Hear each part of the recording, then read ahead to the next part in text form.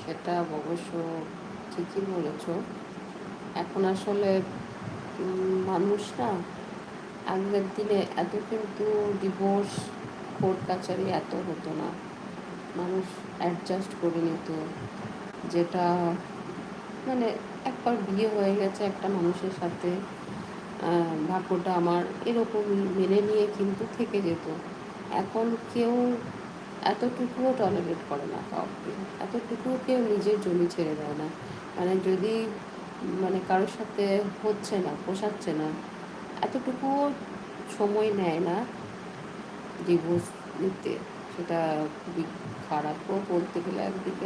এখন মানুষ এতটাই স্বাধীন চেতা, কেউ এতটুকু সময় দেয় না কাউকে।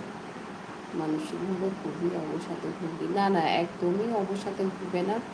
এসব নিয়ে এতটুকু টেনশন করো না, কারণ ভবিষ্যৎটা